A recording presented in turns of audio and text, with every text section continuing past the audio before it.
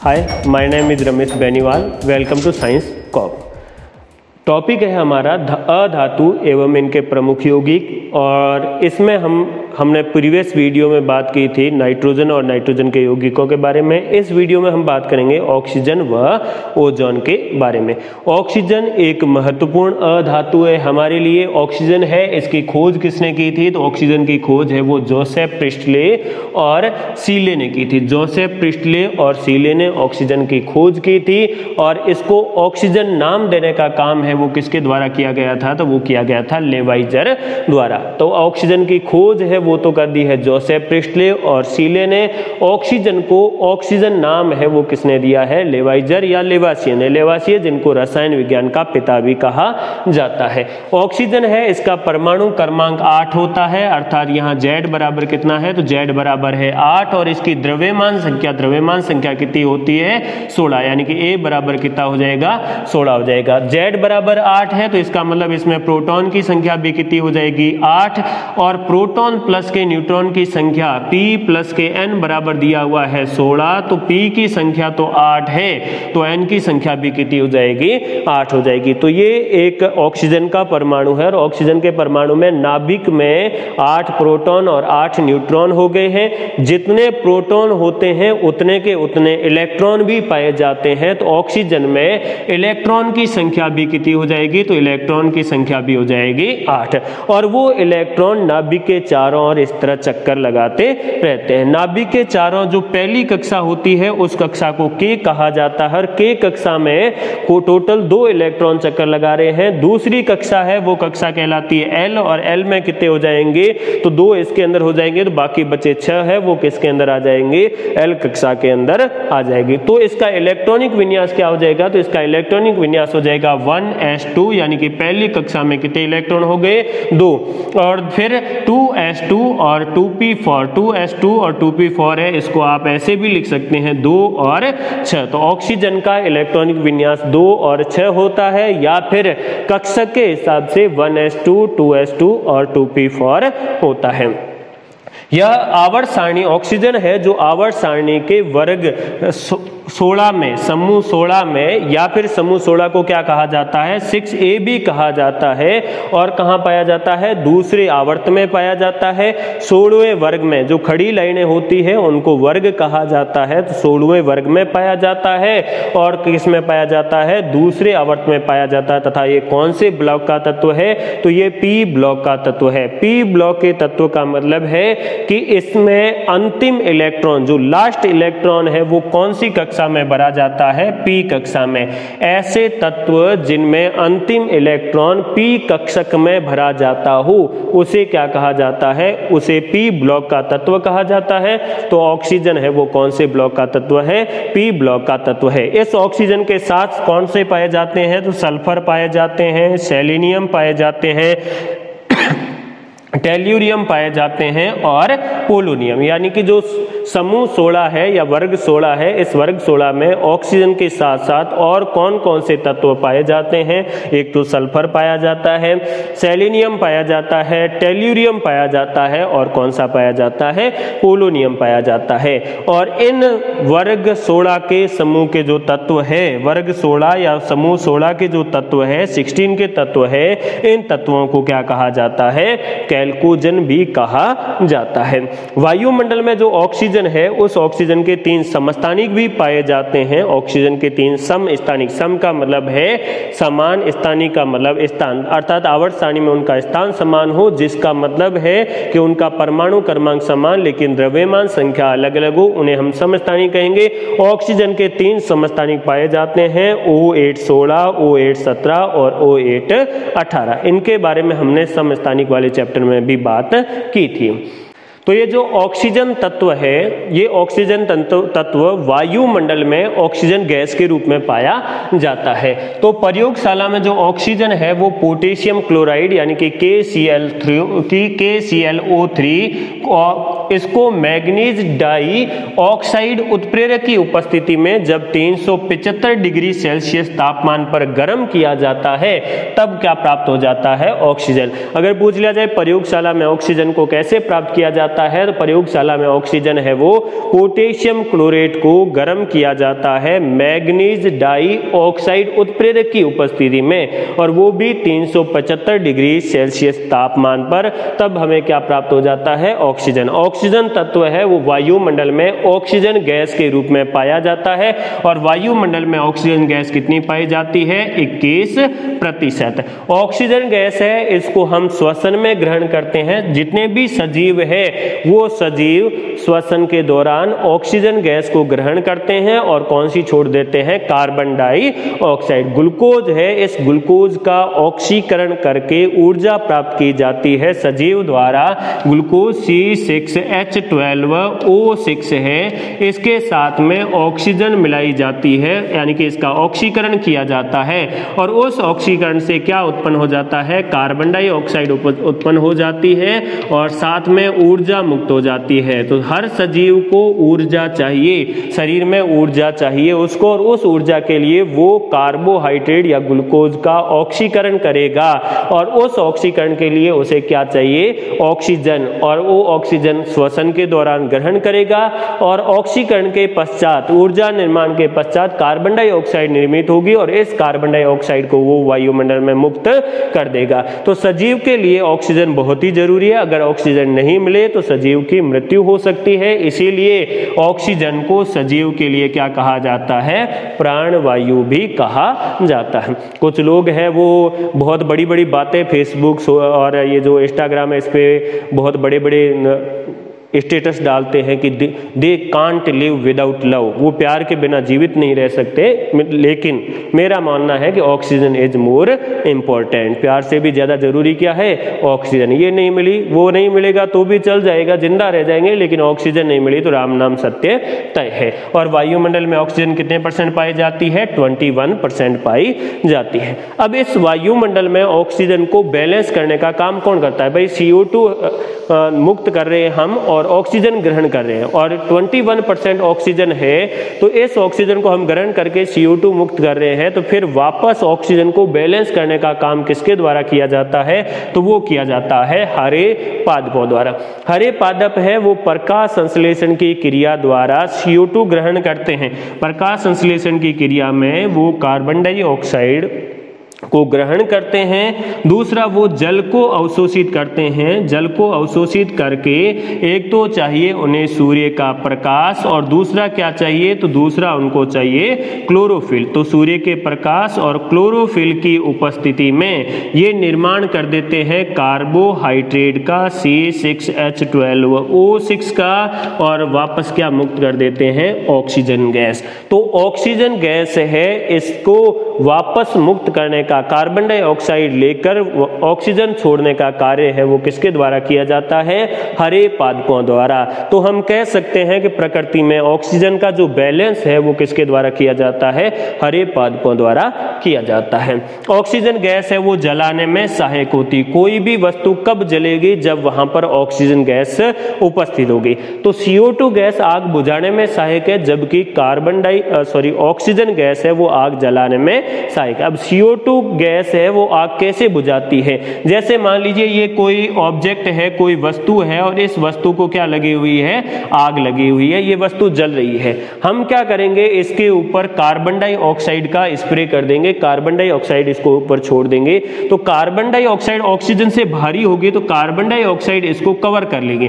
जब carbon dioxide इसको cover कर लेगी तो इसका जो कांटेक्ट है वो ऑक्सीजन के साथ नहीं हो पाएगा। ऑक्सीजन गैस जलाने में सहायक है। अगर ऑक्सीजन गैस उपस्थित नहीं होगी तो आग नहीं लगेगी। इसीलिए ये वस्तु है, इसका कांटेक्ट ऑक्सीजन से टूटने के कारण इसमें लगी हुई आग है वो बुझ जाती है। तो कार्बन डाइऑक्साइड के हेल्प से हम आग इसी तरह बुझाते हैं। कृत्रिम श्वास हेतु जो समुद्री गोताखोर होते हैं या फिर जो पहाड़ों पर चढ़ते हैं वो अपने साथ ऑक्सीजन लेकर चलते हैं। ऑक्सीजन है वो लेकर चलते हैं, तो उनके जो सिलेंडर होते हैं उनमें केवल ऑक्सीजन नहीं भरी होती है, ऑक्सीजन के साथ क्या भरा होता है? हीलियम और नाइट्रोजन गैस का मिश्रण भी भरा होता है। हीलियम गैस भी भरी होती है, नाइट्रोजन गैस। ये क्वेश्चन कई बार पूछा गया है कि समुद्री गोताखोरों के सिलेंडर और जो कृत्रिम सांस हेतु सिलेंडर होते हैं हॉस्पिटल वगैरह में, ऑक्सीजन के जिनको सिलेंडर कहा जाता है, क्या उनमें प्योर ऑक्सीजन होती है? नहीं, उनमें प्योर ऑक्सीजन नहीं होती। ऑक्सीजन के साथ हीलियम और नाइट्रोजन का मिश्रण भी होता है। जैसे जैसे हम ऊंचाई पर बढ़ते जाएंगे ऑक्सीजन का घनत्व कम होता जाएगा। पहाड़ों पर चढ़ते समय ऑक्सीजन के सिलेंडर साथ में ले जाने की जरूरत क्यों पड़ती है? क्योंकि जैसे जैसे हम ऊपर की तरफ बढ़ते जाएंगे हवा विरल होती जाएगी। नीचे हवा सघन होती है, ऊपर हवा विरल होती जाएगी, और विरल होती जाएगी तो ऑक्सीजन का घनत्व कम होगा, ऑक्सीजन ऊंचाई बढ़ने पर कम होगी। इसीलिए हम साथ में क्या लेके जाते हैं? सिलेंडर लेके जाते हैं। नेक्स्ट, ऑक्सीजन का एक अपरूप भी पाया जाता है, अपरूप O3 है, जिसे हम क्या कहते हैं? ओजोन भी कहते हैं। तो ऑक्सीजन का एक अपरूप O3 पाया जाता है, जिसे हम क्या कहते हैं? ओजोन कहते हैं। एक क्वेश्चन पूछा जाता है कि ओजोन में ऑक्सीजन की परमाणुकता कितनी होती है? परमाणुकता किसे कहते हैं? किसी भी यौगिक या किसी भी तत्व के जो अणु है, एक अणु में कितने परमाणु मौजूद होते हैं, उसे उसकी क्या कहते हैं? परमाणुकता। तो ऑक्सीजन की ओजोन में ऑक्सीजन की परमाणुकता कितनी होती है? 3 होती है, क्योंकि यहाँ पर ऑक्सीजन के कितने परमाणु उपस्थित है? तो 3 परमाणु उपस्थित है, अर्थात इसकी परमाणुकता कितनी हो गई? 3। सबसे ज्यादा परमाणुकता किसकी पाई जाती है? तो सबसे ज्यादा सल्फर की होती है। सल्फर की कितनी होती है? 8, यानी कि सल्फर के एक अणु में 8 परमाणु पाए जाते हैं। अब ओजोन कहाँ पाई जाती है? तो ओजोन है वो समताप मंडल में पाई जाती है। शोभ मंडल के ऊपर आ जाएगा समताप मंडल। तो ओजोन है वो एक परत के रूप में पृथ्वी के चारों ओर समताप मंडल में पाई जाती है, और इस समताप मंडल को ओजोन मंडल भी कई बार नाम दिया जाता है। यानी कि समताप मंडल के जितने भाग तक ओजोन परत पाई जाती है उसे हम क्या कहते हैं? ओजोन मंडल भी कहते हैं। ओजोन 2 प्रकार की होती है, एक तो गुड ओजोन होती है और एक बैड ओजोन। ओजोन अगर जमीन के नजदीक है, पृथ्वी की सतह के नजदीक है, तो उसे बुरी ओजोन कहा जाता है, जो मानव स्वास्थ्य के लिए या सजीव के लिए हानिकारक होती है। और ये ओजोन जितनी दूर होती है, यानी कि समताप मंडल में जो ओजोन पाई जाती है उसे गुड ओजोन कहा जाता है। और ये ओजोन करती क्या है? तो यह पहले तो ये लगभग 20 किलोमीटर ऊंचाई पर सूर्य के प्रकाश की उपस्थिति में वायुमंडलीय ऑक्सीजन से बनती है। इसका निर्माण कैसे होता है? इस ओजोन का निर्माण कैसे होता है? तो इसका निर्माण है वो सूर्य की प्रकाश की उपस्थिति में, सूर्य के प्रकाश में कुछ विकिरणें पाई जाती है, और उन विकिरणों की उपस्थिति में 20 किलोमीटर की ऊंचाई पर वायुमंडलीय जो ऑक्सीजन है, इसी से ही किसका निर्माण होता है? ओजोन का निर्माण होता है। समुद्र तल से 25 किलोमीटर की ऊंचाई पर ओजोन की सांद्रता है वो सर्वाधिक होती है। समुद्र तल से जैसे जैसे हम ऊपर की ओर बढ़ते जाएंगे तो 25 किलोमीटर पर चले जाएंगे तो वहां पर ओजोन की सांद्रता सर्वाधिक होती है। ओजोन एक विषैली गैस है। ये विषैली कब होती है? जब ये पृथ्वी की सतह के नजदीक हो, और ये चांदी की सतह के चमक को भी क्या कर देती है? काला। चांदी को काला भी करने का काम किसका होता है? ओजोन का होता है। ओजोन है वो नाइट्रेट यानी कि नाइट्रोजन के जो ऑक्साइड होते हैं उन नाइट्रोजन के ऑक्साइड के साथ मिलकर फोटोकेमिकल स्मोग के लिए भी जिम्मेदार है। ठीक है, फोटोकेमिकल स्मोग है, धूम्र कोहरा होता है, उसके लिए भी जिम्मेदार ओजोन गैस होती है। ओजोन परत सूर्य से आने वाली करती क्या है? ओजोन परत, ओजोन परत है वो सूर्य से आने वाली हानिकारक पराबैंगनी विकिरणें। पराबैंगनी विकिरणें 3 टाइप की होती है, ए, बी और सी। इनमें से जो हानिकारक पराबैंगनी विकिरण होती है, अल्ट्रावायलेट किरणें होती है, उनको पृथ्वी पर पहुंचने से रोकती है और इस तरह मानव की सुरक्षा करती है। अब बात आती है कि अगर ये हानिकारक पराबैंगनी पृथ्वी पर पहुंच गई तो क्या होगा? तो अगर थोड़ी मात्रा में पहुंच रही है तो त्वचा का कैंसर होगा, और अगर ज्यादा मात्रा में पहुंच रही है तो फिर आदमी की या सजीवों की मृत्यु भी हो सकती है। तो जो मानव है, मानव अपनी जो क्रियाकलाप है, इन क्रियाकलापों द्वारा कुछ गैसों का उत्सर्जन कर रहा है, और ये गैसें ओजोन परत को क्या पहुंचा रही है? क्षति। ओजोन परत जिसकी मोटाई है वो किसमें नापी जाती है? तो मोटाई है वो डॉब्सन में नापी जाती है। तो ओजोन परत की जो मोटाई डॉब्सन में नापी जा रही है, इस मोटाई में कमी आना यानी कि ओजोन परत का पतली होना है वो किसके कारण होता है? तो वो कुछ गैसों के कारण होता है, और इन गैसों का उत्सर्जन है वो मानव द्वारा किया जाता है। तो ओजोन परत को नुकसान पहुंचाने वाली गैसें कौन सी है? तो सबसे ज्यादा नुकसान पहुंचाने वाली गैस कौन सी है? क्लोरोफ्लोरोकार्बन या फिर CFC, क्लोरोफ्लोरोकार्बन।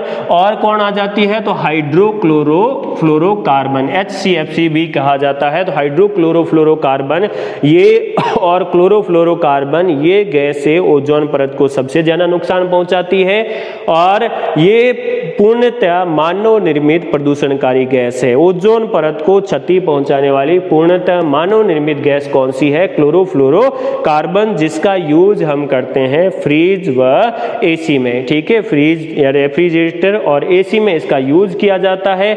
इनको क्या कहा जाता है? इन्हें फ्रियोन्स भी कहा जाता है। क्लोरोफ्लोरोकार्बन है, इनको क्या कहा जाता है?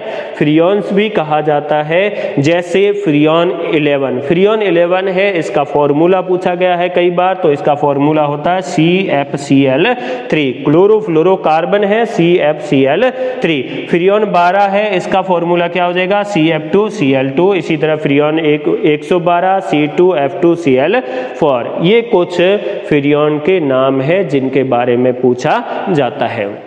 दूसरी ओजोन परत को नुकसान पहुंचाने वाली गैस आ जाती है कार्बन डाइऑक्साइड या CO2। कार्बन डाइऑक्साइड या CO2 वायुमंडल में कितनी पाई जाती है? तो वो होती है 0.03% या फिर लगभग इसको 0.04% भी कहा जा सकता है। तो 0.04% के करीब है वो कार्बन डाइऑक्साइड गैस पाई जाती है। ये गैस आग बुझाने में सहायक होती है, इसीलिए इस गैस का प्रयोग कहाँ किया जाता है?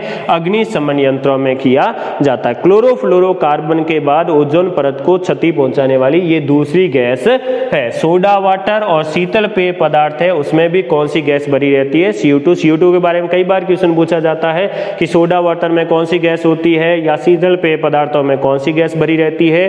तो इसमें कार्बन डाइऑक्साइड गैस ही भरी रहती है। कार्बनिक पदार्थों को जलाने पर CO2 गैस धुएं के रूप में बनती है। जिस पदार्थ के अंदर कार्बन मौजूद है, जैसे लकड़ी है, तो लकड़ी के अंदर कार्बन मौजूद है, इसको जलाया जाता है, यानी कि इसकी क्रिया ऑक्सीजन से करवाई जाती है, तब कार्बन डाइऑक्साइड का निर्माण होता है। अर्थात कार्बनिक पदार्थों को जलाने पर CO2 गैस है वो बनती है। इस गैस को प्रमुख ग्रीन हाउस गैस या हरित गृह गैस भी कहा जाता है। ग्रीन हाउस प्रभाव, हरित गृह प्रभाव है, उसके लिए सर्वाधिक जिम्मेदार गैस कौन सी होती है? कार्बन डाइऑक्साइड या CO2, इसलिए इसको प्रमुख ग्रीन हाउस गैस या हरित गृह गैस कहा जाता है। अगर आप कार्बन डाइऑक्साइड इसको ठंडा कर देंगे, जमा देंगे, तो ये गैस से सीधे ही ठोस में परिवर्तित हो जाएगी और उस ठोस कार्बन डाइऑक्साइड को क्या कहा जाता है? शुष्क बर्फ या ड्राई आइस। ठोस कार्बन डाइऑक्साइड है, इसको शुष्क बर्फ या फिर ड्राई आइस कहा जाता है। और अगर इस कार्बन डाइऑक्साइड गैस को हम चूने के पानी में प्रवाहित करें तो ये चूने के पानी को दूधिया कर देती है। क्वेश्चन कैसे पूछा जाएगा? क्वेश्चन ऐसे पूछा जाएगा कि 1 विलियन है, या फिर ऐसे पूछा जाएगा कि एक गैस चूने के पानी को दूधिया कर देती है, तो ये गैस कौन सी है? तो वो गैस कौन सी हो जाएगी? Carbon dioxide.